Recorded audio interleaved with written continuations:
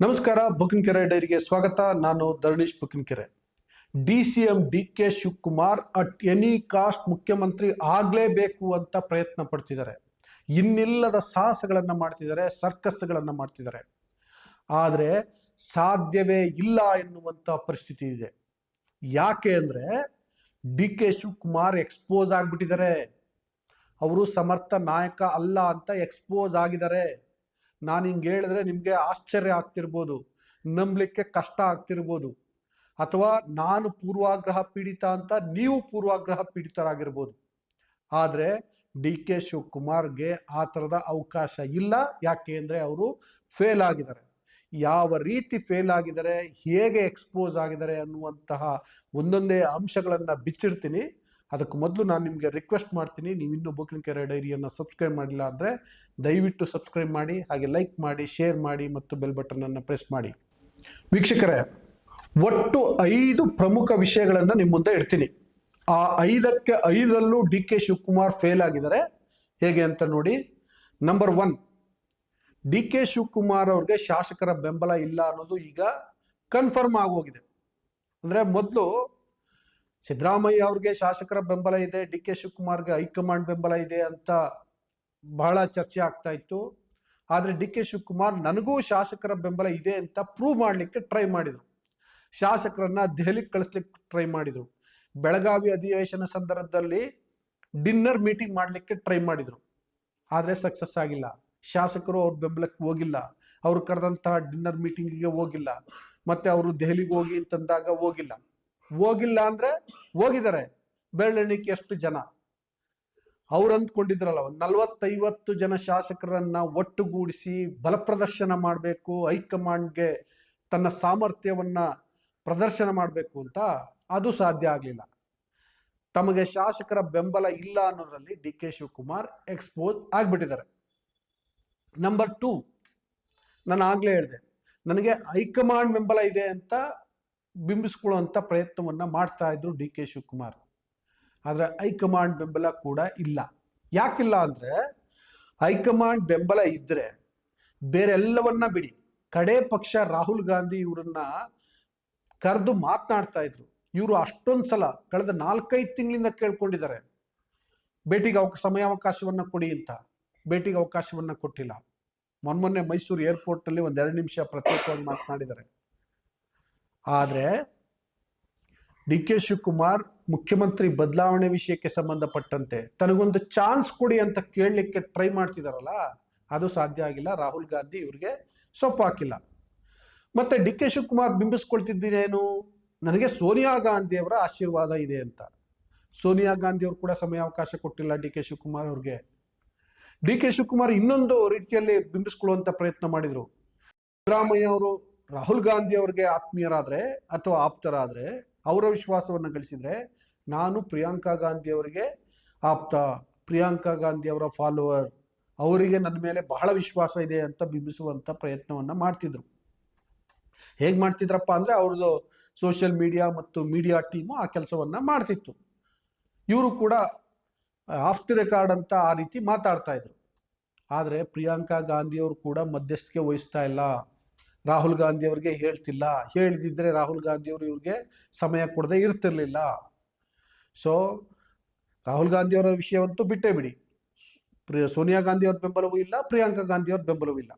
ಹೋಗ್ಲಿ, ಮಲ್ಲಿಕಾರ್ಜುನ್ ಖರ್ಗೆ ಅವರ ಬೆಂಬಲ ಇದೆಯಾ ಅಂತಂದ್ರೆ, ಹಿಂದೆ ಇದೇ ಮಲ್ಲಿಕಾರ್ಜುನ್ ಖರ್ಗೆ ಅವರು ಮುಖ್ಯಮಂತ್ರಿ ಆಗ್ಲಿಕ್ಕೆ SM ಕೃಷ್ಣ ಜೊತೆ ಸೇರ್ಕೊಂಡು DK ಶಿವಕುಮಾರ್ ತೊಂದರೆ ಕೊಟ್ಟಿದ್ರು. ಬಹುಶಃ ಆ ಕಾರಣಕ್ಕೋ ಏನೋ DK ಶಿವಕುಮಾರ್ ಅವ್ರಿಗೆ ಮಲ್ಲಿಕಾರ್ಜುನ್ ಖರ್ಗೆ ಬೆಂಬಲ ಕೂಡ ಇಲ್ಲ.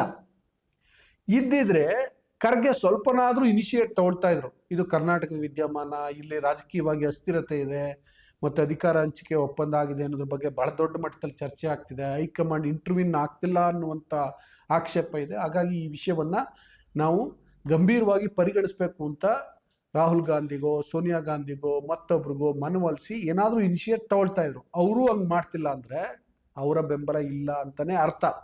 ನಂಬರ್ 3, ಇದು ಬಹಳ ಮುಖ್ಯವಾದಂತಹ ವಿಷಯ. ಅಧಿಕಾರ ಹಂಚಿಕೆಯ ಒಪ್ಪಂದ ಆಗಿದೆ ಅಂತ ಬಿಂಬಿಸ್ಲಿಕ್ಕೆ DK ಶಿವಕುಮಾರ್ ಮತ್ತವರ ತಂಡ ಪ್ರಯತ್ನ ಪಡ್ತು ಅಂದ್ರೆ ಅಷ್ಟಿಷ್ಟಲ್ಲ. ತಾವು ಕಲ್ತಿರುವಂತ ಎಲ್ಲ ವಿದ್ಯೆಗಳನ್ನ ಬಳಸಿದ್ರು. ಒಂದಂತಕ್ಕೆ ಸಕ್ಸಸ್ ಆದಂಗಿತ್ತು. ಆದ್ರೆ ಫೈನಲಿ ಅಧಿಕಾರ ಹಂಚಿಕೆ ಒಪ್ಪಂದ ಆಗಿಲ್ಲ ಅನ್ನೋದು ಈಗ ಪ್ರೂವ್ ಆಗ್ಬಿಟ್ಟಿದೆ. ಹೇಗೆ ಪ್ರೂವ್ ಆಯ್ತು ಅಂದ್ರೆ, ಮುಖ್ಯಮಂತ್ರಿ ಸಿದ್ದರಾಮಯ್ಯ ಸದನದಲ್ಲಿ ಹೇಳಿದ್ರು 2.5 ವರ್ಷದ ಹಂಚಿಕೆ ಆ ಥರದ್ದೇನು ಒಪ್ಪಂದ ಆಗಿಲ್ಲ, ಮಾತುಕತೆ ನಡೆದಿಲ್ಲ ಅಂತ. ಜೊತೆಗೆ ಬಾರಿ ಬಾರಿ ಹೇಳಿದ್ದಾರೆ ನಾನೇ 5 ವರ್ಷಕ್ಕೆ CM ಅಂತ. ಇಷ್ಟೆಲ್ಲಕ್ಕೂ ಮೀರಿ ಒಂದ್ ನಂಬಿಕೆ ಇತ್ತು. ಜೊತೆಗೆ DK ಶಿವಕುಮಾರ್ ಅವರ ಈ ಇಕೋಸಿಸ್ಟಮ್ ಆ ರೀತಿ ಬಿಂಬಿಸಿತ್ತಲ್ಲ, ಆ ಕಾರಣಕ್ಕೆ ಅಧಿಕಾರ ಹಂಚಿಕೆ ಒಪ್ಪಂದ ಆಗಿರಬಹುದು ಎನ್ನುವಂತ ಮಾತು ರಾಜ್ಯ ರಾಜಕಾರಣದಲ್ಲಿ ಕೇಳಿ ಬರ್ತಿತ್ತು, ಚರ್ಚೆ ಆಗ್ತಿತ್ತು. ಆದರೆ ಸರ್ಕಾರ ಬಂದು 2.5 ವರ್ಷ ಆಯ್ತು. DK ಶಿವಕುಮಾರ್ ನಾನು ಇಷ್ಟೊತ್ತು ಹೇಳಿದ್ನಲ್ಲ, ಇಷ್ಟೆಲ್ಲ ಟ್ರೈ ಮಾಡಿದ್ರು. ಆದ್ರೂ ಹೈಕಮಾಂಡ್ ಇವ್ರಿಗೆ ಮುಖ್ಯಮಂತ್ರಿ ಪಟ್ಟ ಕೊಡದಿರ್ಲಿ, ಇಂಟರ್ವ್ಯೂನೇ ಆಗಿಲ್ಲ ಅಂದ್ರೆ ಅಧಿಕಾರ ಹಂಚಿಕೆ ಒಪ್ಪಂದ ಕೂಡ ಆಗಿಲ್ಲ ಅನ್ನೋದು ಕನ್ಫರ್ಮ್ ಆಯ್ತು. ಅದರಲ್ಲೂ DK ಶಿವಕುಮಾರ್ ಎಕ್ಸ್ಪೋಸ್ ಆಗ್ಬಿಟ್ರು. ನಂಬರ್ 4, ಇದು ಕೂಡ ಇಂಟ್ರೆಸ್ಟಿಂಗ್. ಯಾಕೆ ಇಂಟ್ರೆಸ್ಟಿಂಗ್ ಅಂದ್ರೆ, ಹಿಂದಿಂದೊಂದು ಘಟನೆ ಹೇಳ್ತೀನಿ ಕೇಳಿ. ಸದಾನಂದ ಗೌಡ್ರನ್ನ ಮುಖ್ಯಮಂತ್ರಿ ಸ್ಥಾನದಿಂದ ಇಳಿಸ್ಬೇಕು ಅಂತ ಬಿಜೆಪಿಯ ಹೈಕಮಾಂಡ್ ಪ್ರಯತ್ನ ಪಟ್ಟಾಗ ಒಕ್ಕಲಿಗ ಸಮುದಾಯ ಇಲ್ಲ, ಅವ್ರನ್ನ ಇಳಿಸಬಾರ್ದು ಅಂತೇಳಿ ಹೇಳಿತ್ತು, ದೊಡ್ಡ ಮಟ್ಟದಲ್ಲಿ ಹೇಳಿತ್ತು. ಆದ್ರೆ ಈಗ DK ಶಿವಕುಮಾರ್ ಅವ್ರಿಗೆ ಮುಖ್ಯಮಂತ್ರಿ ಸ್ಥಾನವನ್ನ ಕೊಡಿ ಅಂತ ಈಗಲೂ ಅಲ್ಲಲ್ಲಿ ಸ್ವಾಮೀಜಿಗಳು ಬೇರೆ ಬೇರೆ ನಾಯಕರು ಹೇಳ್ತಿದ್ದಾರೆ. ಆದ್ರೆ ಸಮುದಾಯದ ಕಡೆಯಿಂದ ಒತ್ತಡ ಬರ್ತಾ ಇಲ್ಲ. ಅದರ್ಥ ಏನು? ಸಮುದಾಯದ ಬೆಂಬಲ DK ಶಿವಕುಮಾರ್ ಅವ್ರಿಗೆ ಇಲ್ಲ ಅಂತ. ತಾನು ಒಕ್ಕಲಿಗ ನಾಯಕ ಅಂತ ಬಿಂಬಿಸ್ಕೊಳ್ಳಿಕ್ಕೆ DK ಶಿವಕುಮಾರ್ ಕೂಡ ಬಹಳ ಟ್ರೈ ಮಾಡಿದ್ದಾರೆ. ಈಗಿಂದ ಅಷ್ಟೇ ಅಲ್ಲ, ಮೊದಲಿಂದನೂ ನಾನು ದೇವೇಗೌಡರನ್ನ ಎದುರಾಕೊಂಡೆ, ದೇವೇಗೌಡರನ್ನ ಸೋಲಿಸಿ ರಾಜಕಾರಣ ಮಾಡಿದೆ, ದೇವೇಗೌಡರಿಗೆ ಸರಿಸಮನಾಗಿ ರಾಜಕಾರಣ ಮಾಡಿದೆ ಅಂತ ಅವ್ರು ಹೇಳ್ಕೊಂಡಿದ್ದಾರೆ. ಅವ್ರ ತಮ್ಮ DK ಸುರೇಶ್ ಹೇಳ್ಕೊಂಡಿದ್ದಾರೆ, ನಾವು ದೇವೇಗೌಡರು ಸೋಲಿಸಿದ್ವಿ, ಕುಮಾರಸ್ವಾಮಿ ಸೋಲಿಸಿದ್ವಿ, ಅನಿತಾ ಕುಮಾರಸ್ವಾಮಿ ಸೋಲಿಸಿದ್ವಿ, ನಿಖಿಲ್ ಕುಮಾರಸ್ವಾಮಿನೂ ಸೋಲಿಸ್ತೀವಿ ಅಂತ ಮೊನ್ನೆ ಹೇಳಿದ್ರು. ಅದಾದ್ಮೇಲೆ ಅವ್ರ ಅಳಿಯ ಡಾಕ್ಟರ್ ಮಂಜುನಾಥನ್ನ ಸೋಲಿಸ್ತೀವಿ ಅಂತ ಕೂಡ ಹೇಳಿದ್ರು. ಅಂದ್ರೆ ಅಷ್ಟರ ಮಟ್ಟಿಗೆ ನಾವು ಒಕ್ಕಲಿಗ ಸಮುದಾಯದ ಪ್ರಬಲ ನಾಯಕ ಅಂತ ಬಿಂಬಿಸ್ಕೊಳ್ಳಿಕ್ಕೆ ಪ್ರಯತ್ನ ಪಟ್ಟಂತ DK ಶಿವಕುಮಾರ್ ಈಗ ಎಕ್ಸ್ಪೋಸ್ ಆಗ್ಬಿಟ್ರು. ಒಕ್ಕಲಿಗ ಸಮುದಾಯದ ಬೆಂಬಲ ಇಲ್ಲ ಅನ್ನೋದು ಕೂಡ ಈಗ ಪ್ರೂವ್ ಆಗ್ಬಿಟ್ಟಿದೆ. ಇನ್ನೊಂದು ವಿಷಯದಲ್ಲೂ ಎಕ್ಸ್ಪೋಸ್ ಆದ್ರು DK ಶಿವಕುಮಾರ್. ಫೈನಲಿ ಯಾವುದೇ ನಾಯಕ ಇರಲಿ, ಕೊಟ್ಟ ಜವಾಬ್ದಾರಿಗಳನ್ನ ಸಮರ್ಥವಾಗಿ ನಿಭಾಯಿಸ್ಬೇಕು. ಆಗ ಮುಂದೆ ದೊಡ್ಡ ಹುದ್ದೆಗಳನ್ನ ಕೇಳಲಿಕ್ಕೆ, ದೊಡ್ಡ ಸ್ಥಾನಗಳನ್ನ ಕೇಳಲಿಕ್ಕೆ ಒಂದು ಕ್ಲೇಮ್ ಇರುತ್ತೆ, ಹಕ್ಕಿರುತ್ತೆ. ಆದರೆ DK ಶಿವಕುಮಾರ್ 2 ಪ್ರಮುಖ ಜವಾಬ್ದಾರಿಯನ್ನ ಸರ್ಕಾರದಲ್ಲಿ, ಪಕ್ಷದಲ್ಲಿ KPCC ಅಧ್ಯಕ್ಷರಾಗಿದ್ದಾರೆ, ಅದು ಬಿಡಿ, ಸರ್ಕಾರದಲ್ಲಿ ಜಲಸಂಪನ್ಮೂಲ ಖಾತೆಯಂತಹ ಬಹಳ ದೊಡ್ಡ ಖಾತೆ, ಇನ್ನೊಂದು ನಗರಾಭಿವೃದ್ಧಿ ಖಾತೆ, ಅದರಲ್ಲೂ ಬೆಂಗಳೂರಿನ ಉಸ್ತುವಾರಿ ಖಾತೆ, ಬಹಳ ದೊಡ್ಡ ಜವಾಬ್ದಾರಿಗಳು. ಆದರೆ ಬೆಂಗಳೂರಿನ ಪರಿಸ್ಥಿತಿ ಏನಾಗಿದೆ, ಬೆಂಗಳೂರಿನ ರಸ್ತೆಗಳ ಪರಿಸ್ಥಿತಿ ಏನಾಗಿದೆ? ಅವರ ಪುಣ್ಯಕ್ಕೆ ಮಳೆ ಬಹಳ ಚೆನ್ನಾಗಾಗ್ತಿದೆ. ಮಳೆ ಏನಾರು ಆಗಿಲ್ಲ ಅಂದಿದ್ರೆ ಅವರ ಜಲಸಂಪನ್ಮೂಲ ಇಲಾಖೆನಲ್ಲೂ ಸಮಸ್ಯೆಗಳು ಸೃಷ್ಟಿ ಆಗ್ತಾ ಇದ್ವು, ಬೆಂಗಳೂರಿಗೂ ಕೂಡ ಕುಡಿಯೋ ನೀರಿನ ಸಮಸ್ಯೆ ಉಂಟಾಗ್ತಾ ಇತ್ತು. ಅದೊಂದರಿಂದ ಬಚಾವಾಗಿದ್ದಾರೆ DK ಶಿವಕುಮಾರ್. ಆದರೆ ಬೆಂಗಳೂರಿನ ಸಮಸ್ಯೆಗಳನ್ನ ಅಡ್ರೆಸ್ ಮಾಡೋದ್ರಲ್ಲಿ ಫೇಲ್ ಆಗಿದ್ದಾರೆ, ಅಥವಾ ನಿರೀಕ್ಷಿತ ಪ್ರಮಾಣದಲ್ಲಿ ಸಕ್ಸಸ್ ಆಗಿಲ್ಲ.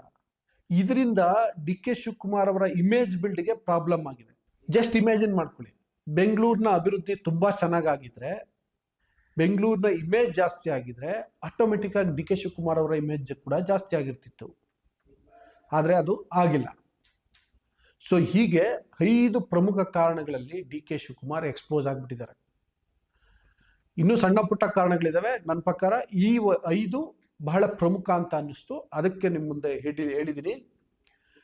ನಿಮ್ಗೇನಾದರೂ ತಕರಾರಿದ್ರೆ ಅಥವಾ ಇನ್ನೊಂದು ಯಾವುದೋ ಬಹಳ ಪ್ರಮುಖ ಅಂತಿದ್ರೆ ಕಮೆಂಟ್ ಬಾಕ್ಸಲ್ಲಿ ತಿಳಿಸಿ. ಜೊತೆಗೆ ಬೊಗನ್ಕೆರೆ ಡೈರಿಯನ್ನು ಸಬ್ಸ್ಕ್ರೈಬ್ ಮಾಡಿ, ಲೈಕ್ ಮಾಡಿ, ಶೇರ್ ಮಾಡಿ ಮತ್ತು ಬೆಲ್ ಬಟನ್ ಅನ್ನು ಪ್ರೆಸ್ ಮಾಡಿ. Thank you.